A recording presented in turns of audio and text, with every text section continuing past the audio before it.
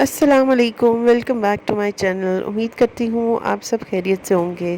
तो यहाँ पे फजर की नमाज़ के बाद मैं वापस होटल की तरफ जा रही थी और बाहर ये स्क्रीन लगी हुई है क्लॉक टावर के, जिसमें आपको लाइव व्यू नज़र आता है काबा के अंदर। क्योंकि काबा में जब रश हो जाता है तो लोगों की एंट्री बंद कर देते हैं, जो लोग बाहर हैं वो यहाँ से देख सकते हैं। मैंने आपको पहले व्लॉग्स में भी बताया था कि मैं सारी रात काबा में गुजारने के बाद सुबह फजर की नमाज़ पढ़ के होटल जाती थी, क्योंकि होटल का टाइम था 6 से 10 तक नाश्ते का। नाश्ता किया, थोड़ा सा रेस्ट किया, फिर दोबारा काबा, यही रूटीन होती थी। तो मैं नाश्ता करने यहाँ पहुँच गई थी। ये देखिए मैं आपको डिटेल व्यू दिखाती है। बुफ़े नाश्ता था, इसमें से आपको जो चाहिए वो खा सकते हैं। लेकिन अगर आप मेरी तरह चटपटा खाने के शौकीन हैं तो आपको ये नाश्ता बिल्कुल नहीं अच्छा लगेगा, क्योंकि सऊदी जो है या अरबी लोग वो कम ही जो है वो स्पाइसेस खाते हैं। एनीवेज़ यहाँ पे मैंने डिज़र्ट्स जो है वो बहुत सारी इंजॉय की, क्योंकि वो वाकई बहुत मज़े की थी और चॉकलेटी डिज़र्ट्स तो मुझे बहुत पसंद है, इसलिए वो मैंने सबसे ज़्यादा इंजॉय की थी। ये देखिए ये रोज़ यही नाश्ता हमें मिलता था। ऑलमोस्ट एक या दो चीज़ वैराइटीज़ चेंज होती थी। यहाँ पे सबसे बेस्ट जो चीज़ थी वो यहाँ की लस्सी भी थी, क्योंकि वो लस्सी मतलब ये कि आपको देसी टच की थोड़ी याद दिलाती है। बाकी ये नाश्ता आप देख सकते हैं, इसमें पोरेज, इसमें डिफरेंट किस्म के आइटम्स रखे हुए थे, जिसमें आपको सुबह सवेरे उबले हुए चावल और दाल भी मिल जाती थी, जो कि हम मुझ जैसे देसियों को बहुत पसंद आती थी, क्योंकि बाकी तो मैंने आपको जैसे बताया अरबियों को बिल्कुल नहीं पसंद होते स्पाइसेस। और ये मफ़िन्स, ये बेकरी आइटम्स बहुत मज़े की थी, जिसके ऊपर हम चॉकलेट स्प्रेड लगा के खाते थे। और फिर वो चॉकलेट से ये फ़ायदा होता है कि आपको जो है वो एक्टिव रखती है, और उसके अलावा आप पे एनर्जी भी आती है, जिसकी वजह से हमारा सारा दिन सुकून से इबादत में गुजर जाता था। तो जल्दी से क्विक लुक देख लें इसकी। फ़ास्ट फॉरवर्ड में मैं आपको दिखाती हूँ, फिर दिखाती हूँ कि आगे मैंने क्या किया।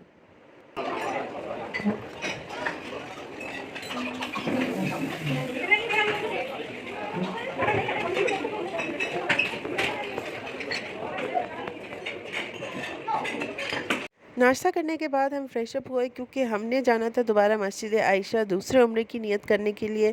तो ये हम चल पड़े हैं जबल उमर से। हमने टैक्सी हायर की, 2 टैक्सीज़ हायर की, क्योंकि हमारी फैमिली बड़ी थी, तो इसलिए हमने 2 टैक्सीज़ हायर की और अब हम जा रहे हैं मस्जिद आयशा की तरफ। मुझे नहीं भाई याद, मेरे ख़्याल से टैक्सी वाले ने जो लिया था वो 40 रियाल लिया था या 50 रियाल, मुझे अभी सही से याद नहीं है। तो यही रेट्स उसके चल रहे थे। तो इसमें जो है हम सुकून से हम पहुंच गए मस्जिद आयशा। वो देखते रहिए मेरे साथ। तो ये देखिए अब हम पहुंचने वाले हैं मस्जिद आयशा, जो मैं आपको दिखाऊंगी। यहाँ पे ज़्यादातर हाजी आते हैं और यहीं से उम्रे की नियत करते हैं। ये है मस्जिद आयशा, यहाँ पे हम रुकेंगे, नफिल अदा करेंगे, उम्रे की नियत करेंगे, क्योंकि हमने यहाँ पे दूसरे उम्रे की नियत करनी है। पहले उम्रे की नियत मैं पाकिस्तान से अपने घर से करके गई थी। ये दूसरे उम्रे की नियत है मस्जिद आयशा पे। कुछ लोगों का ये मानना है कि मस्जिद आयशा से उम्रा नहीं होता। एनीवेज़ वो फिर अपने बिलीफ से आपके, जिसको आप फॉलो करें या ना करें।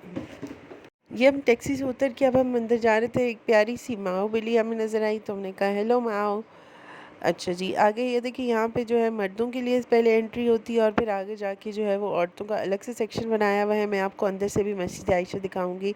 तो ये देखिए ऊपर क्या लिखा हुआ है, वुमेन प्रेयर कोड। मैंने आपको पहले भी बताया था, यहाँ पे आपकी जो भी डायरेक्शंस होंगी वो अरबिक में होंगी या फिर इंग्लिश में होंगी। ये देखिए मस्जिद आयशा के अंदर की कितने प्यारे कारपेट्स हैं जो इन्होंने बिछाए हुए हैं मस्जिद के अंदर। और ये प्यारी सी मस्जिद, ये देखिए सेपरेशन है, पार्टीशन की हुई है, और ये जेंट्स और लेडीज़ का अलग से पोर्शन है। यहाँ पे देखिए मुख्तलिफ लोग आए हुए हैं, और वो भी सिर्फ इसी वजह से नियत के लिए, क्योंकि उम्रे की नियत के लिए वो यहाँ आते हैं। यहाँ पे नफिल पढ़ के मैं आगे दिखाती हूँ आपको मस्जिद आयशा का व्यू। यहाँ पे मैंने नफिल पढ़ लिए थे और नियत कर ली थी दूसरे उम्रे की, तो मैंने सोचा क्यों ना मैं थोड़ी सी वीडियो बना के आप लोगों को दिखाऊँ। ये देखिए मस्जिद आयशा का वुमेन वाला एरिया, और दूसरी साइड पे ये देखिए कुरान भी पढ़े हुए हैं। अगर किसी ने बैठ के कुरान पढ़ना है तो ये भी यहाँ पे है। यहाँ पे रिवायत है कि हज़रत आयशा रज़ी ताला अन्हा ने यहाँ से उम्रे की नियत की थी हज़ूर सल्लल्लाहु अलैहि वसल्लम के साथ, तो इसलिए यहाँ से लोग भी जो है यहाँ से उम्रे की नियत कर सकते हैं।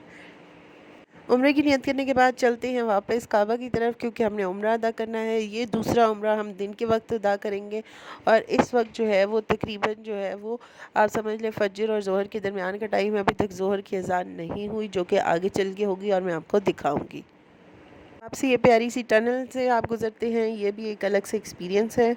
ये वापस हम जबल उमर पे पहुंच चुके हैं और ये देखिए प्यारे से कबूतर कितने प्यारे लगते हैं। अच्छा, ये मैं फिर आगे चल के आपको अपनी मदीना सीरीज़ में बताऊंगी इनकी हिस्ट्री भी, और ये कहा जाता है कि ये कहाँ से आते हैं ये किसी को नहीं पता, और ये बहुत प्यारे लगते हैं। लोग इनको यहाँ पे दाना भी डालते हैं, आप चाहें तो यहाँ पे दाना खरीद के डाल भी सकते हैं।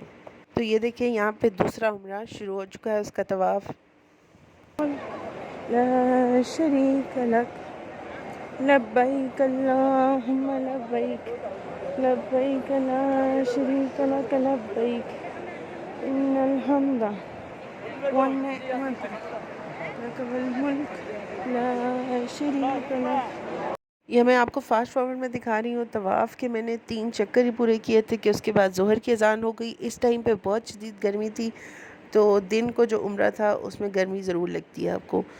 एनीवेज़ यहाँ पे अब ज़ोहर की अज़ान हो चुकी थी, तो देखिए सफ़ बंदी शुरू हो चुकी है और उन्होंने मर्दों को आगे बिठाना शुरू किया है। पीछे वाला तवाफ़ मैंने आपको पहले भी बताया था, आहिस्ता आहिस्ता करके रोकते हैं। तो ये हम पीछे जो है वो तवाफ़ के चक्कर लगा रहे थे। 3 चक्कर हुए थे कि ये देखिए अब नमाज का टाइम होने वाला है, तो इसलिए उन्होंने यहाँ पे एक लाइन लगा दी है बैरियर, जिससे पीछे आप तवाफ़ कर सकते हैं, आगे आहिस्ता आहिस्ता वो रोक देते हैं। अब नमाज़ का टाइम था। नमाज़ पढ़ने के बाद मैं आपको दिखाती हूँ कि फिर हमने तवाफ़ जो है वो कंप्लीट किया, क्योंकि 3 चक्कर हमने पूरे किए थे कि जब ज़ोहर की अज़ान होगी। यहाँ पे नमाज़ का टाइम होने वाला है।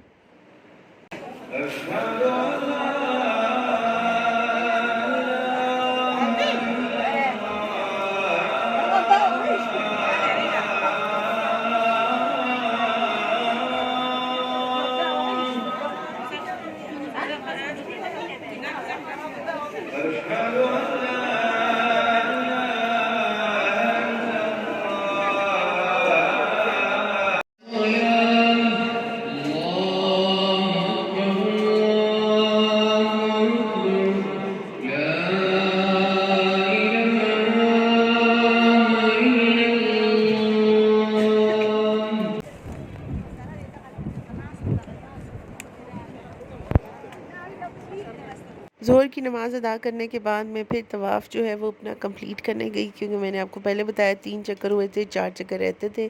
तो ये देखिए मैं अपना तवाफ़ शुरू करने लगी हूँ दोबारा से।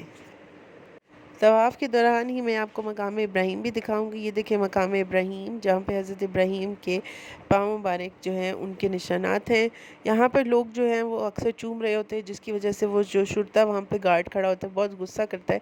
इसलिए वो सिर्फ़ और सिर्फ ये इंस्ट्रक्शंस हैं, यहाँ पे आप इसको देख सकते हैं। ना यहाँ पे आपने सजदा करना है, ना ही आपने यहाँ पे कुछ और करना है। ये देखिए हज़रत इब्राहीम के पाँव मुबारक। अब मैं आपको डिटेल में दिखाऊँगी। ये देखिए कि आपको नज़र आ रहा होगा मकाम इब्राहीम के अंदर से। उम्रा के यहाँ पे चक्कर पूरे कर चुकी थी मैं, तवाफ़ के 7 चक्कर। अब हम जा रहे हैं मकाम इब्राहीम के पीछे जो है वो मैंने नमाज भी 2 नफिल पढ़ लिए थे, और अब हम जो है आब ज़मज़म पीने की तरफ जा रहे हैं। वही मैंने आपको बताया, आब ज़मज़म के कूलर पीछे पड़े होते हैं, जिसमें से आप अपने गिलास निकाल के ठंडा या नॉर्मल पानी जिस तरह आपने पीना हो वो पी सकते हैं। और कहते हैं आब ज़मज़म के टाइम पे आप जो भी दुआ मांगे वो कबूल होगी, और यहाँ पे जाके आके वाकई लगता है कि आपकी सब दुआएं कबूल होती हैं। अभी ज़मज़म पीने के बाद सही की तरफ जाना है, और ये देखिए एरो लिखा हुआ है सही के लिए। तो सही के लिए जाते हैं और फिर सफ़ा और मरवा के दरमियान में 7 चक्कर लगाते हैं, जो कि मैं आपको पिछली वीडियो में दिखा चुकी हूँ जब मेरी फैमिली जो है वो उम्रा कर रही थी। सफ़ा मरवा के दौरान ये देख सकते हैं आप, इस तरह की फ़र्श होता है जिसकी वजह से आपको थोड़ी तकलीफ़ होती है। मतलब ये कि आपको एहसास होता है हज़रत हाजरा की तकलीफ़ का।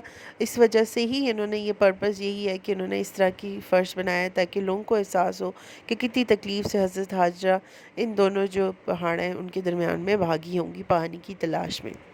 सही पे जाने से पहले आपको आपको मैं हर जगह दिखाऊँ ना, आपको मतलब लगता है कि आप इस जगह से वीडियो बनाओ, यहाँ से काबा बहुत प्यारा लग रहा है। हर जगह खड़े होकर आपको ये लगता है कि यहाँ से काबा बहुत प्यारा लगता है, और ये वाकई बात है कि काबा हर जगह से ही बहुत प्यारा लगता है, क्योंकि वो जगह ही ऐसी है पुरसकून सी और बहुत प्यारी। ये जो आपको नज़र आ रहा है ये सफ़ा की पहाड़ी है, और आगे जाके मैं आपको दिखाऊंगी मरवा की पहाड़ी। मतलब आगे जाके कुछ एक जगह है जहाँ पे उन्होंने थोड़ा सा वैसे ओरिजिनल हालत में पहाड़ को महफूज भी किया है, वो मैं आपको आगे चल की वीडियोस में दिखाऊंगी।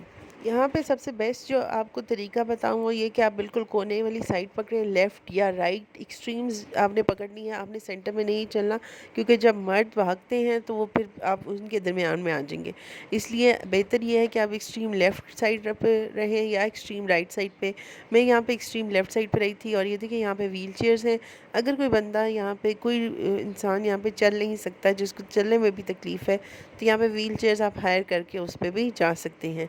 ठीक है, तो ये सेंट्रल वाला पार्ट में आगे आपको दिखाऊंगी। इसके सेंटर में जो है वो जगह है जहाँ पे आप व्हील चेयर वाले चलते हैं। यहाँ से अब हमने स्टार्ट कर लिया है पहला चक्कर। सफ़ा से मरवा तक पहला चक्कर होता है, मरवा से सफ़ा तक दूसरा, और इसी तरह चलते चलते आप एंड करेंगे मरवा के ऊपर।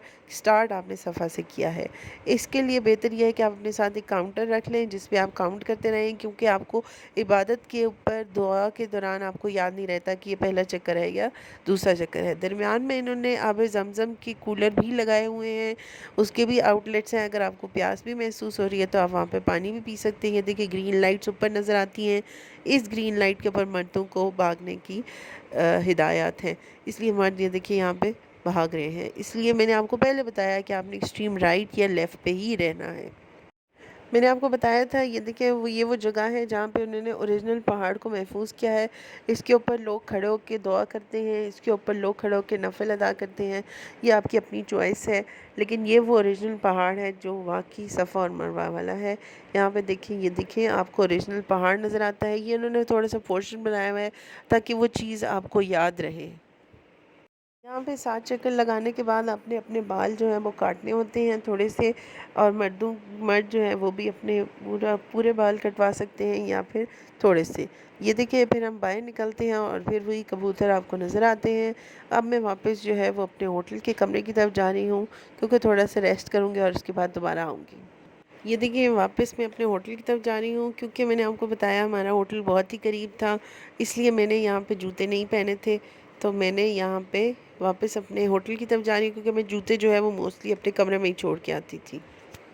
होटल में थोड़ा सा रेस्ट करने के बाद शाम को मैं चक्कर लगाया काबे की तरफ, और फिर मैं दोबारा खाने के बाद रात को फिर से आगे काबा की तरफ। ये देखिए ये तहज्जुद की नमाज़ पढ़ने के बाद ये यहाँ पे मैं बैठी, मैंने तवाफ़ पहले किए, हतीम में नवाफिल अदा किए, दरवाज़े को चौखट को फिर से हाथ लगाए, अल्लाह से अपनी दुआएं मांगी। और उसके साथ साथ अब मैं तहज्जुद की नमाज़ पढ़ने के बाद यहाँ पे बैठी अल्लाह के काबा को देख रही थी, और ऐसे महसूस हो रहा था जैसे अल्लाह मेरी सुन रहा है। मैंने हर दफ़ा, अगर आप पिछली वीडियोस में देखें तो पहले मैं चौखट के बिल्कुल सामने बैठी थी। हर रोज़ मैंने यही सोचा आज मैं इस डायरेक्शन पे बैठूंगी, आज मैं इस डायरेक्शन में बैठूंगी, क्योंकि मैंने काबा को हर डायरेक्शन से देखना था और अल्लाह से हर डायरेक्शन से बात करनी थी।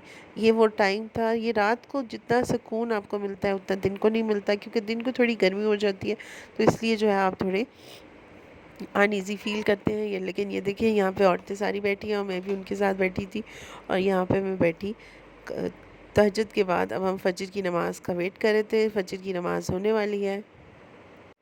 मैं यहाँ बैठ के कुरान भी पढ़ती थी, क्योंकि मैं अपना कुरान अपने साथ लेके गई थी। तो मेरे साथ एक औरत आई, तो उसने मुझे कहा, वो पाकिस्तान की थी, उसने मुझे कहा अगर आप माइंड ना करें तो आपको एक मशवरा दूँ कि देखिए कुरान हम न घर में भी पढ़ सकते हैं, नफिल हम घर में भी पढ़ सकते हैं। इसलिए मेरा मशवरा ये है कि आप इस वक्त यहाँ पे बैठ के सिर्फ काबा को देखें, क्योंकि ये वो चीज़ है जो आपको घर में नहीं मिलेगी, और उसको देखने का भी सवाब है। तो मुझे उसकी बात में कोई वाक़ई वज़न महसूस हुआ, तो मैंने उसका शुक्रिया अदा किया कि थैंक यू कि आपने मुझे अच्छी जगह अच्छा गाइड किया। तो मैंने फिर सिर्फ़ और सिर्फ काबा को देखा, और फिर उसके बाद अपनी दुआएं जितनी थी ऐसे, मतलब ये कि आप किसी से बात करते हैं तो आप हल्का महसूस करते हैं, इसी तरह आप अल्लाह से बात करके भी हल्का महसूस करते हैं। और ये रोशनी देख के आपको बिल्कुल एहसास नहीं होता कि ये रात है या दिन है। यहाँ पे ऐसा लगता है कि हर दम हर टाइम जो है वो दिन का ही टाइम है, और हर वक्त रौनक होती है।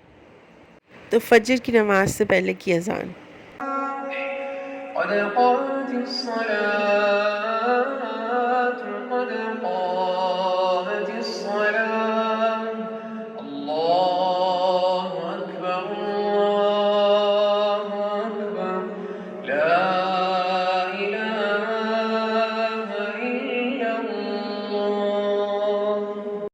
फ़जर की नमाज़ अदा करने के बाद मैं वापस होटल गई, नाश्ता किया, थोड़ा सा रेस्ट किया, फिर हमने ज़ियारतों पर जाना था, जो मैं आपको नेक्स्ट वीडियो में दिखाऊंगी।